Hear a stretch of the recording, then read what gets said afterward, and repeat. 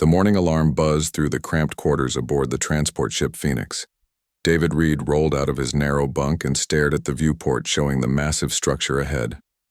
The Galactic Council Station stretched across space, like a crystal city, its towers gleaming with lights from 1,000 different worlds.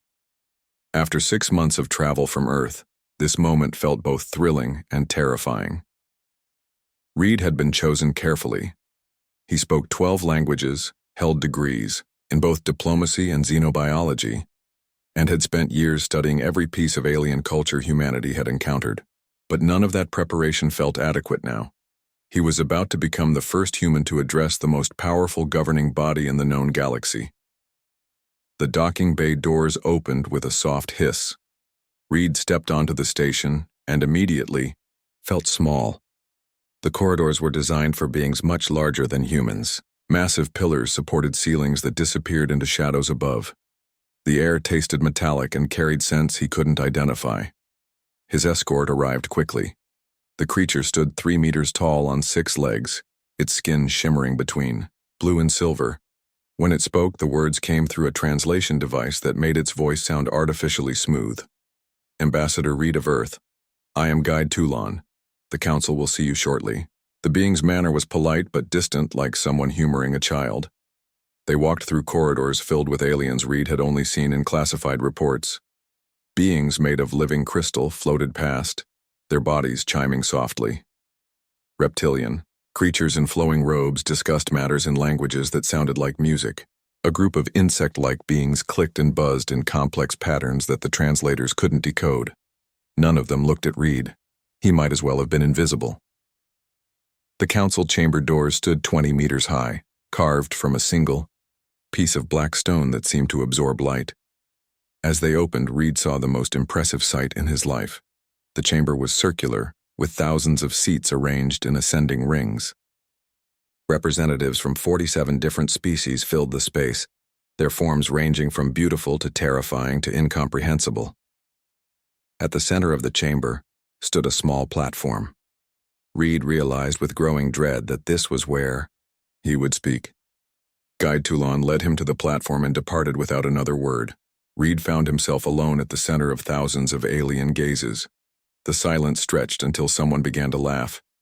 It started with the Hive Collective, their chittering rising and falling in waves. The sound was picked up by others. Soon, the entire chamber echoed with alien amusement in dozens of different forms. Some laughed with sounds like breaking glass. Others produced rumbling vibrations that Reed felt in his bones. The energy beings pulsed with colors that the translators somehow converted into laughter. High Chancellor Vorth rose from his position above the chamber. The reptilian being was ancient even by alien standards, his scales dulled with age, but his 4 eyes sharp with intelligence. When he spoke, his voice carried across the chamber without amplification. So this is humanity's representative. The words dripped with amusement. Tell us, little human, what does your species offer to a civilization that has maintained peace across the galaxy for over 3,000 years?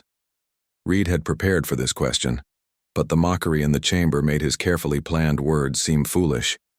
He cleared his throat and began anyway.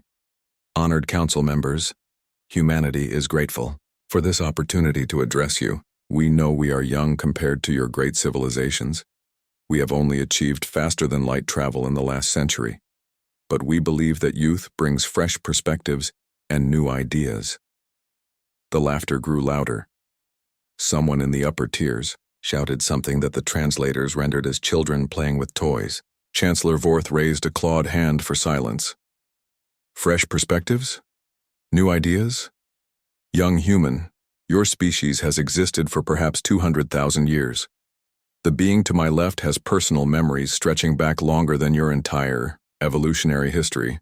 What wisdom could you possibly offer us? Reed felt heat rising in his cheeks but kept his voice steady. We offer the perspective of a species that has faced extinction multiple times and survived. We have learned to adapt, to find solutions where none seem to exist. We have turned our greatest weaknesses into strengths. Your greatest weakness, interrupted a voice from the insect section, is your violent nature. Your species has been at war with itself for its entire recorded history. You have developed weapons capable of destroying your own world. This is what you offer us? The chamber erupted in agreement. Voices in dozens of languages expressed variations of the same theme. Humans were too violent, too unpredictable, too dangerous to be trusted with galactic affairs. They were primitives who had barely learned to leave their own solar system. Reed waited for the noise to die down. When he spoke again, his voice carried across the chamber with surprising strength. You are correct that humanity has known violence. We have fought wars that nearly destroyed us, but we have also learned from those conflicts. We have developed laws, institutions, and moral frameworks to prevent the worst of our nature from controlling us. Every species here must have faced similar challenges in their development. The silence that followed felt different from before. Less amused, more calculating. Chancellor Vorth leaned forward. Perhaps. But the difference is that other species outgrew their violent phases before achieving interstellar capability. You brought your wars with you to the stars. Even now, human factions fight over territory in your home system. Reed couldn't deny this. The reports were probably in alien intelligence files already. Humanity's expansion had been marked by conflicts over resources, territory, and ideology. We do not claim to be perfect, Reed admitted, but we are learning. We are growing. We ask only for the chance to prove ourselves worthy of your trust. The chamber fell silent for a long moment. Then, Chancellor Vorth rendered his judgment. The Galactic Council recognizes humanity's achievement in reaching the stars. We grant you observer status in our proceedings. You may attend sessions and learn from our discussions, but you may not vote on matters of galactic importance. Perhaps, in a few centuries, when your species has matured, we can revisit this decision. Observer status. Reed had known it was the best humanity could hope for, but hearing it officially still stung. They would be allowed to watch but not participate, permitted to learn but not contribute. The dismissal was clear. Reed bowed formally to the chamber and walked toward the exit, his footsteps echoing in the vast space. Behind him, the aliens had already moved on to other business. Humanity had been judged and found wanting, but as Reed reached the chamber doors, he activated his personal communicator. The signal would take months to reach Earth, but when it did, every human leader would receive the same message. Observer. Status granted. They consider us children. Recommend we prove them wrong. The real work was about to begin. Deep in the asteroid belt, hidden among millions of floating rocks, Dr. Maria Santos watched her team work through another sleepless night. The facility they called home base looked like any other mining operation from the outside. But beneath, its industrial shell lay the most classified project in human history. Santos had been handpicked for Project Mirror after Reed's humiliating experience at the council. Her job was simple in concept but nearly impossible in practice. Figure out how alien technology worked and find ways to improve it. The galaxy's older species had thousands of years of advancement, but they had also grown comfortable with their superiority. Show me what you found in the Centauri data files, Santos said to her lead engineer, Dr. Paul Kim. They had been studying alien technology for 2 years now, and every discovery revealed how far behind humanity truly was. Kim pulled up a holographic display showing the engine systems of a typical council transport. Their jump drives are incredible. They can cross the galaxy in days using hyperspace tunnels. But look at this. He highlighted a section of the engine design. They've been using the same basic technology for over 1,000 years.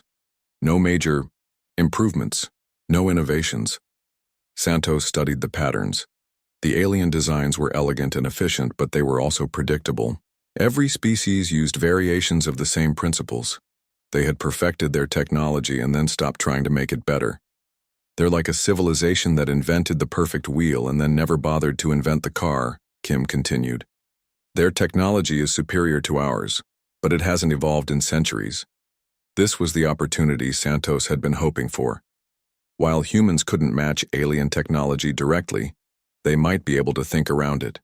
Human history was full of examples of inferior forces defeating superior ones through unconventional tactics. In another section of the base, Admiral Lisa Torres reviewed intelligence reports from every human observer in alien space. Over 2 years, they had quietly gathered information about Council military capabilities, trade routes, and political structures. What they found was both impressive and disturbing. The Council maintained peace through overwhelming force. Their combined fleets could destroy any rebellious planet within days. But they had grown lazy. Peace had lasted so long that many species had reduced their military spending. Some hadn't fought a real war in centuries. They're like an old empire that's forgotten how to fight, Torres told her staff during one of their weekly briefings. They have all the tools for war, but they've lost the mindset. They think in terms of overwhelming force against inferior opponents, not strategic thinking against equals. The humans began developing their response on multiple levels. Dr. Kim worked on artificial intelligence systems that could outthink alien computers. While alien AIs were logical and predictable, human-designed systems incorporated chaos, intuition, and creative thinking patterns that alien minds couldn't easily counter. Captain Rob Wright tested new stealth technologies in the outer solar system. Human ships were smaller and less powerful than alien vessels, but they could be made nearly invisible to alien sensors. More importantly, they could feed false information to alien detection systems, making one ship appear to be dozens, or making a fleet appear to be empty space. The breakthrough came when Santos realized that alien hyperspace travel followed established routes like highways in space. These routes were efficient and safe, but they were also predictable. Alien ships traveled along the same paths their ancestors had used for millennia. What if we don't follow their highways? Santos asked during one late-night planning session. What if we cut through their backyards instead? The idea was dangerous. Uncharted hyperspace was filled with hazards that could destroy a ship instantly. But humans had always been willing to take risks that other species avoided. If they could map new routes through hyperspace, they could appear anywhere without warning. The project expanded rapidly. Hidden facilities throughout human space began producing new weapons, ships, and technologies. They weren't trying to match alien capabilities directly. Instead, they were preparing to fight a different kind of war entirely. On Earth, President Angela Collins met with leaders from every human colony and corporation. The message was clear. Humanity needed to be ready for anything. The galaxy had made its position known. Humans were too young, too violent, too unpredictable to be trusted with real power. They're probably right about us being unpredictable, Collins told the assembled leaders. Let's make sure they never forget it. The preparations took on a life of their own. Human colonies began stockpiling resources and training militia forces. Trading companies started mapping alternate routes through space. Even civilian researchers contributed by developing new technologies that seemed innocent, but had military applications. Throughout it all, Ambassador Reed continued his work at the Council station. He attended every session, took careful notes, and asked polite questions about alien procedures and technologies. To outside observers, he seemed like a dedicated student trying to learn from his betters. What the aliens didn't realize was that Reed's questions were carefully designed to reveal weaknesses in their systems. His notes contained detailed intelligence about Council operations. His polite presence at every meeting meant that humans knew about every major decision before most Council members did. The beauty of being dismissed as harmless, Reed reported during one of his encrypted communications to Earth, is that people stop watching what you do. They've gotten so used to ignoring humans that they don't even notice we're learning everything about them. 2 years after Reed's humiliation in the Council chamber, humanity was a different species. They had maintained their observer status and continued to be mocked by alien representatives. But beneath the surface, they had become something the galaxy had never seen before. A young, aggressive, innovative species with detailed knowledge of every major power in known space. The aliens continued their ancient debates about trade disputes and territorial boundaries. They managed their perfect peace through established procedures that had worked for thousands of years. They saw no threats on the horizon because their definition of threats was limited to other major powers, that played by the same rules they did. None of them were prepared for what humanity was becoming. A species that didn't just break rules, but rewrote them entirely. The galaxy was about to learn that mockery was a luxury they could no longer afford. The emergency session alarm had been ringing for 3 hours when Ambassador Reed finally arrived at the council chamber. He had been deliberately delayed by security checks that never seemed to apply to other representatives, but the aliens were too focused on their crisis to enjoy their usual petty harassment. Reed took his observer seat and activated his recording systems. Whatever was happening had the entire council in an uproar. Representatives from dozens of species argued loudly, while translation systems struggled to keep up with overlapping conversations. High Chancellor Vorth's voice cut through the noise like a blade. "Order! We will have order in this chamber." The ancient reptilian's 4 eyes swept the assembly until silence fell. "The matter before us today concerns territorial expansion in the Outer Rim. Representative Gorlak will present the hegemony's position." Reed's blood chilled. The hegemony was one of the most aggressive species on the council, warrior creatures who had conquered 12 star systems before joining the galactic government. They held 4 seats on the council due to their military strength and had a history of taking what they wanted through force. Representative Gorlak rose from his section, his massive form casting shadows across nearby seats. The creature stood over 4 meters tall, covered in natural armor plating that had been decorated with the skulls of defeated enemies.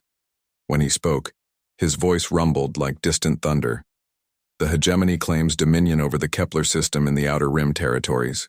Our surveys indicate valuable mineral deposits that would benefit the entire galaxy under proper management." Reed's hands tightened on his recording device. The Kepler system contained New Haven, a colony world where 50,000 humans had built new lives after fleeing overcrowding on Earth. The colonists were farmers, engineers, and artists who had never hurt anyone. They had followed all galactic settlement laws and had been living peacefully for over a decade.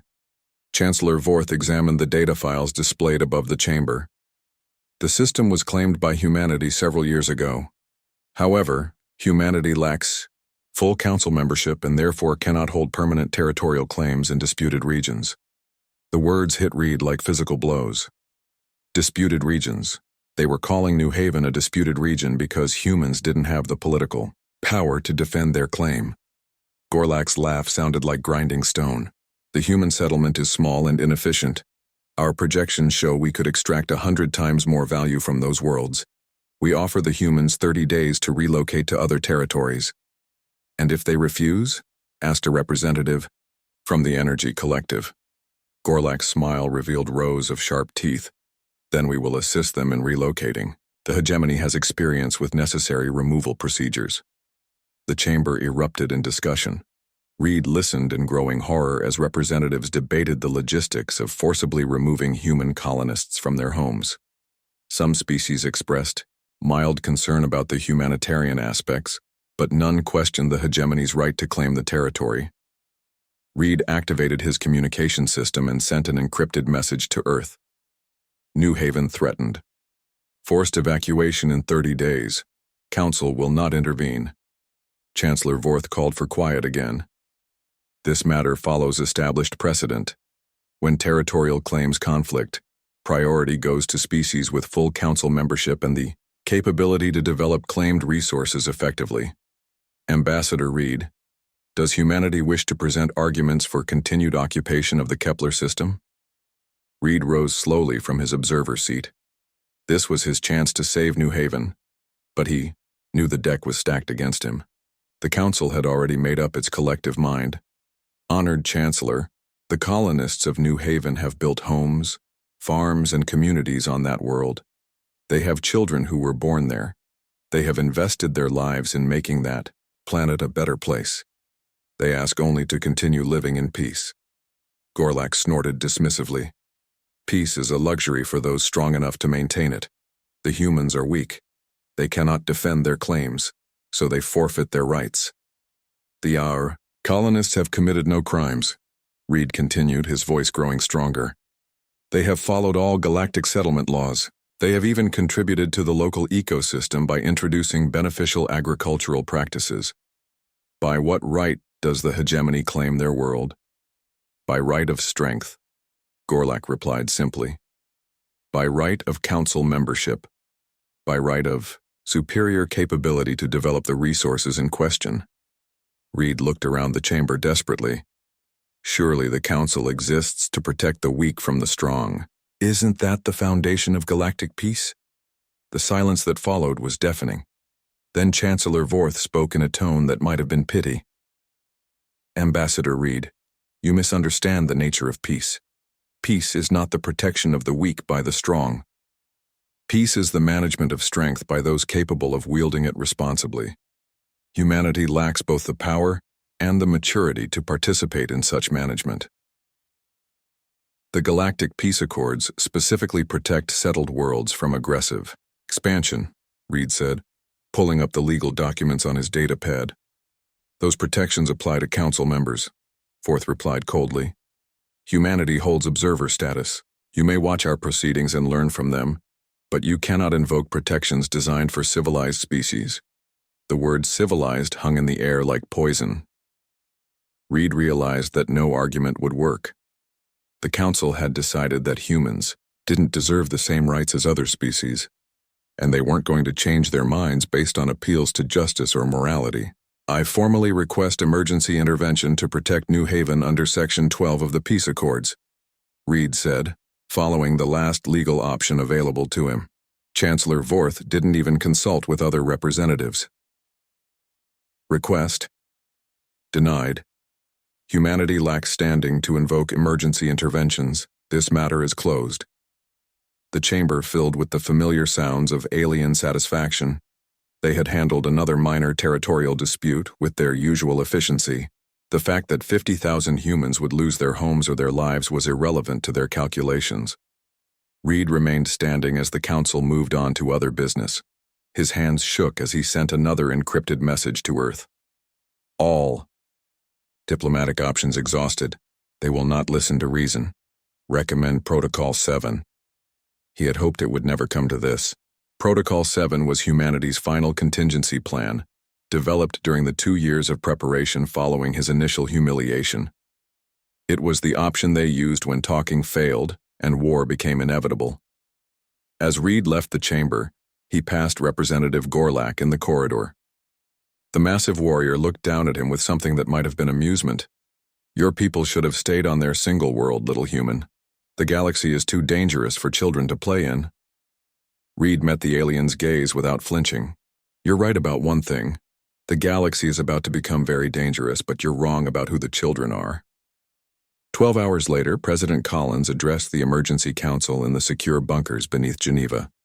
The message from Reed had triggered humanity's highest level of military alert. Every human world was preparing for war. Ladies and gentlemen, Collins began, her voice steady despite the magnitude of what she was about to order. The Galactic Council has made their position clear. They consider us irrelevant. They dismiss our rights, ignore our appeals, and threaten our people. They believe we are too weak to matter and too young to be taken seriously. She paused, looking at each face around the table. These were the leaders who would decide humanity's future in the next few minutes. It's time to show them exactly how wrong they are. It's time to shatter their peace. The vote was unanimous. Operation Shatter began immediately. The galaxy was about to learn that humans were indeed young, violent, and unpredictable, and those qualities were about to become very dangerous indeed. The first sign something was wrong came from the hegemony's home system, when their orbital defense platform simply went dark. Admiral Torres watched the real-time intelligence feeds from her command center deep in the asteroid belt. After years of planning, Operation Shatter was finally beginning. Phase 1 is complete, reported Captain Wright from somewhere in hegemony space. His stealth fleet had spent weeks infiltrating alien territory, using hyperspace routes that weren't supposed to exist. To hegemony sensors, their space appeared completely empty, right up until human ships materialized inside their defensive perimeter. The hegemony's vaunted military had been caught completely off guard. Their ships were designed to fight enemies, who followed established rules of engagement. They had sensors that could detect any known form of stealth technology, and weapons that could destroy any ship in the galaxy. But they had never faced an enemy who ignored every rule they knew. Wright's fleet used hit-and-run tactics that the aliens couldn't counter. Human ships would appear from nowhere, strike with devastating precision, and vanish before the enemy could respond. When hegemony forces tried to pursue, they found themselves chasing ghosts through hyperspace tunnels that led to empty void. Their response patterns are exactly what we predicted, Wright reported. They're trying to use overwhelming force against targets they can't find. It's like watching someone try to swat flies with a sledgehammer. Meanwhile, Dr. Kim's artificial intelligence systems were wreaking havoc throughout alien communication networks. The AIs had infiltrated council systems months earlier, disguised as routine maintenance programs. Now they activated simultaneously, taking control of everything from navigation systems to propaganda broadcasts. Suddenly, every screen in alien space displayed the same images. Human families on New Haven, human children playing in gardens that the hegemony planned to destroy, human colonists who had built peaceful communities far from Earth. The message was simple, but effective. These were the people the Council had condemned to death without a second thought. But the real masterstroke was Dr. Santos's work with hyperspace technology. While aliens had perfected faster-than-light travel, they had never imagined it could be weaponized. Human engineers had learned to destabilize hyperspace junctions, turning the galaxy's transportation network into a weapon. The hegemony's invasion fleet had already entered hyperspace, confident they could crush the human colony in a matter of days. They never emerged from their jump tunnel. 40,000 hegemony warriors were scattered across empty space when their hyperspace corridor collapsed, their ships torn apart by dimensional forces that no armor could withstand. Target confirmed destroyed, reported the technical team, monitoring the hyperspace disruption. The entire invasion fleet is gone. Admiral Torres allowed herself a moment of satisfaction. The hegemony had believed their military was invincible. They were learning otherwise. The Council's emergency session was interrupted when their ancient capital station lost all power. The massive structure, older than human civilization, suddenly found itself floating dark and powerless in space. Emergency lighting cast eerie shadows through corridors that had been brightly lit for thousands of years. High Chancellor Vorth's voice echoed through the chamber as he tried to maintain order. This is impossible. No species has the technology to assault this station. Our defenses have stood for millennia. That was when Admiral Torres appeared as a hologram in the center of the chamber. The human's image was being projected by hijacked council systems, a demonstration of how thoroughly human forces had penetrated alien technology. "You're absolutely right, Chancellor," Torres said, her voice carrying clearly through the chamber. "We don't have your advanced technology. We don't have your ancient weapons. We don't have your sophisticated defenses." The alien representatives stared at the human projection in shock. Many had never seen a human military officer before. Torres looked younger than most of them, but her eyes held a hardness that came from years of preparation for this moment. "What we have," Torres continued, "is something you've forgotten how to use. Imagination, creativity, the willingness to break rules that don't serve us anymore." Representative Gorlak rose from his seat, his massive form radiating rage. "Humans, you dare attack council space? You are primitives playing with forces beyond your understanding." Torres smiled coldly. "We understand perfectly. We understand that your peace depends on everyone following your rules. We understand that your power comes from others accepting your authority. And we understand that when someone refuses to play your games, your entire system falls apart." As if to demonstrate her point, reports began flooding in from across the galaxy. Human forces were striking simultaneously at 17 different star systems, using tactics that alien strategists couldn't predict or counter. Planets that should have been impregnable fell to forces that shouldn't have been able to reach them. The attacks followed no pattern that alien minds could comprehend. Humans struck military targets and infrastructure systems with surgical precision, but they also targeted symbols of alien authority. Council monuments were destroyed, government buildings were captured, and communication networks were turned into human propaganda channels. "This is madness," declared the representative from the Crystal Collective. "You cannot maintain this level of coordination across such distances. Your technology lacks the capability." Torres laughed, and the sound carried undertones that made several aliens step backward. "You still don't understand. We're not using your technology. We developed our own. While you spent centuries perfecting what you already had, we spent years creating something entirely new." The demonstration continued for 72 hours.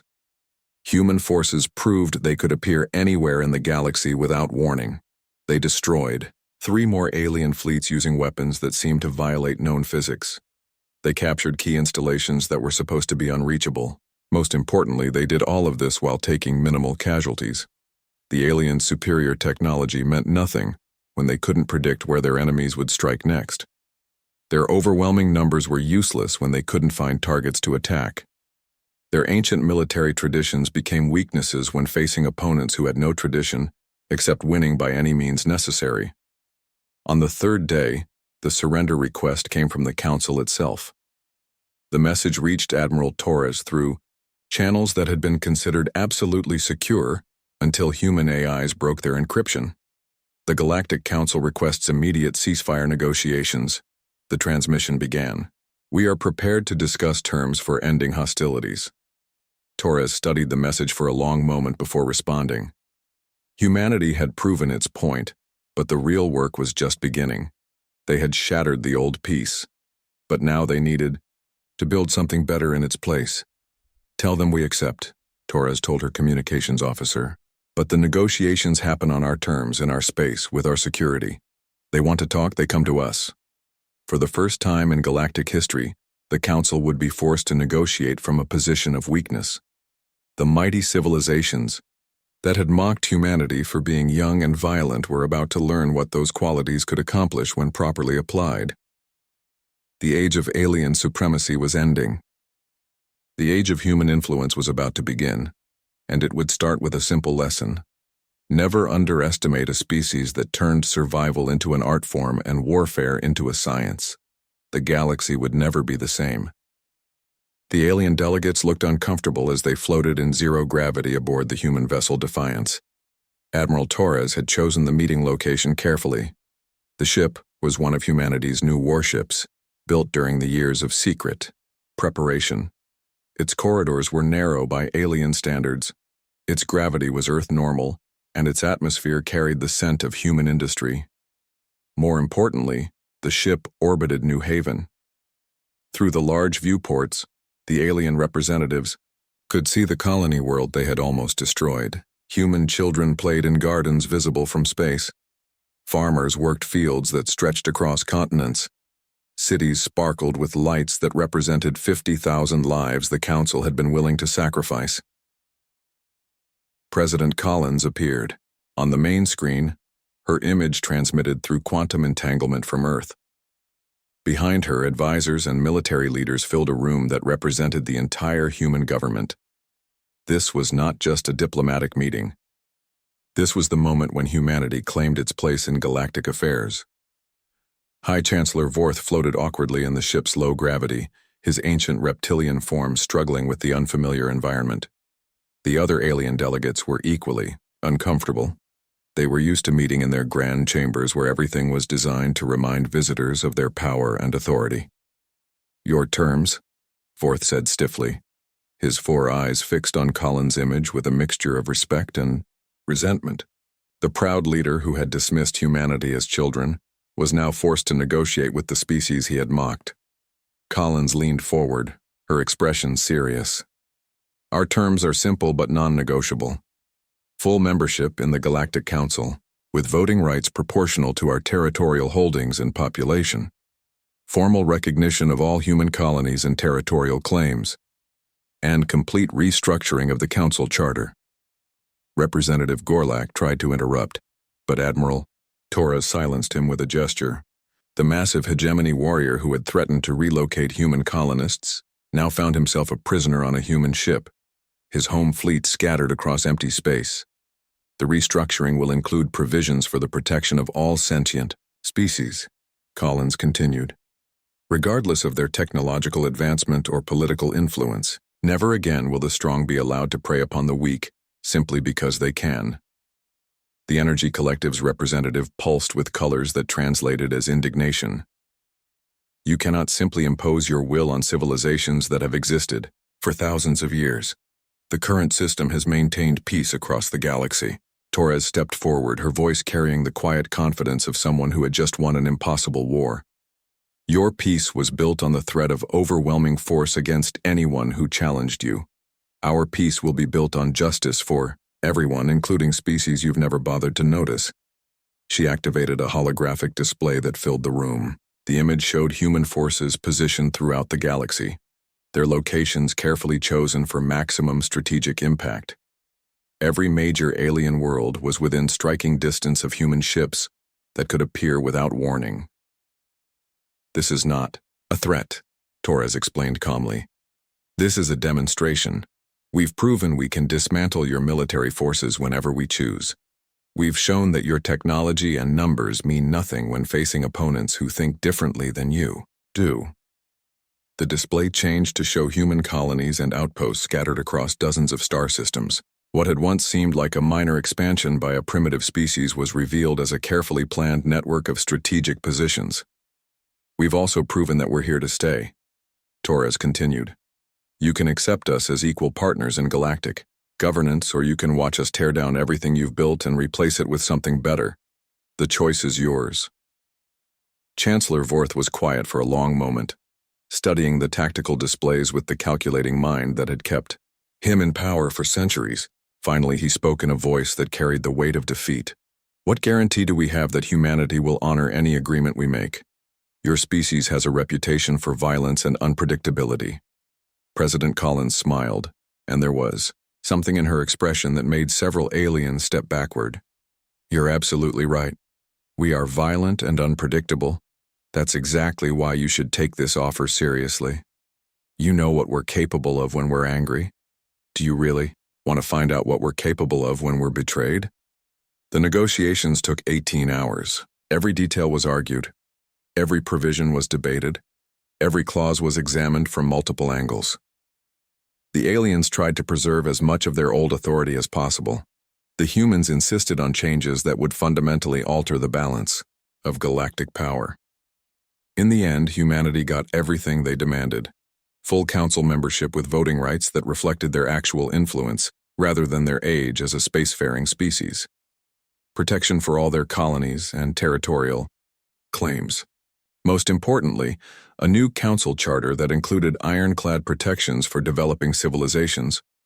The signing ceremony took place in the New Haven colony's capital city.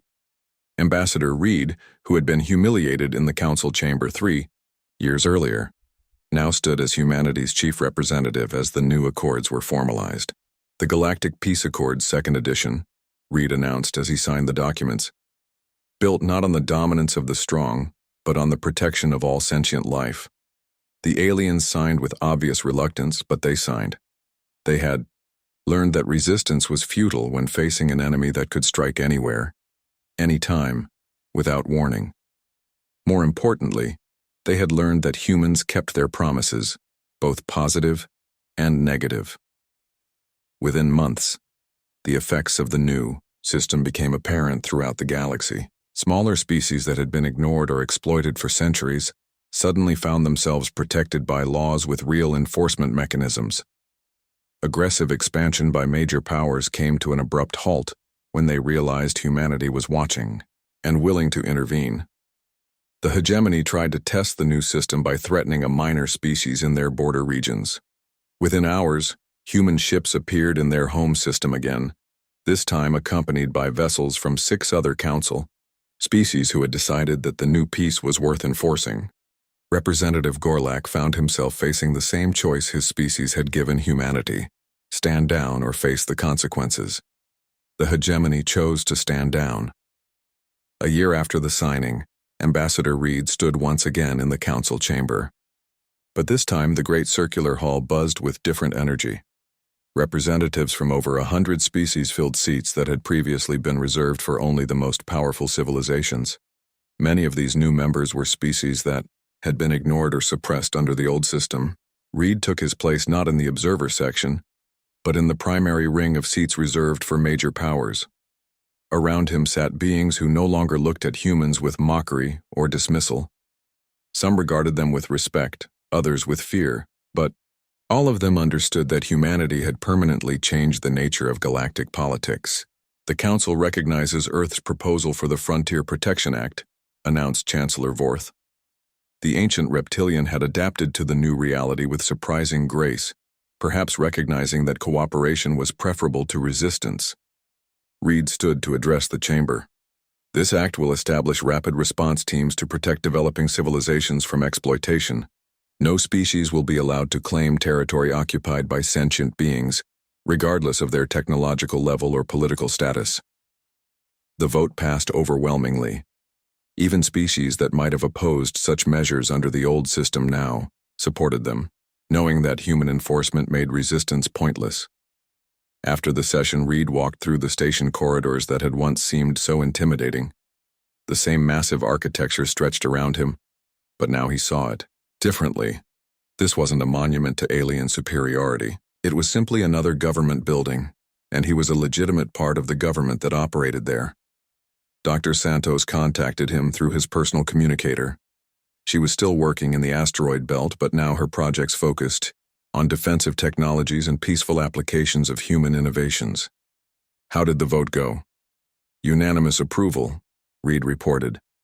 "The Frontier Protection Act is now galactic law. Any species that tries to forcibly relocate or exploit developing civilizations will face immediate intervention." "Good," Santos replied. "Maybe now we can focus on building things instead of preparing to destroy them." Reed smiled as he looked through a viewport at the traffic flowing around the station. Ships from dozens of species moved in orderly patterns, carrying trade goods, diplomatic messages, and cultural exchanges. The galaxy was still the same vast collection of diverse civilizations it had always been, but the rules governing their interactions had changed fundamentally. Admiral Torres's final report to Earth summed up the transformation perfectly. Mission accomplished. The galaxy no longer sees humanity as irrelevant children playing with dangerous toys. They see us as equals with the power to enforce justice and the wisdom to use that power responsibly. President Collins read the report from her office in Geneva, surrounded by advisors and military leaders who had spent years preparing for a war that lasted only 3 days. The human government had proven that their species could fight when necessary, but more importantly, they had proven they could build lasting peace when given the chance. The mockery had stopped. The dismissive laughter that had once echoed through the council chamber was now replaced by respectful attention when human representatives spoke. Species that had considered themselves superior to humanity now sought human approval for their policies and human support for their initiatives. But perhaps the most important change was visible on New Haven itself. The colony world that had almost been destroyed by alien greed was now thriving as a symbol of the new galactic order. Children who had been born human colonists would grow up as galactic citizens, protected by laws that guaranteed their right to exist regardless of their species' age or power level. The galaxy had learned its lesson. Humanity was young, violent, and unpredictable, just as the aliens had always claimed. But those qualities, properly channeled, had become the foundation for a more just and equitable civilization that stretched across the stars. The age of might making right was over. The age of genuine galactic cooperation had begun. And it had all started because 47 star systems made the mistake of mocking the species that had turned survival into an art form and justice into a science. In the end, the aliens had been correct about humanity from the beginning. Humans were indeed children compared to ancient galactic civilizations, but they had forgotten that children grow up, and when they do, they often surpass their elders in ways no one expects. The galaxy was learning to live with that reality, one peaceful day at a time.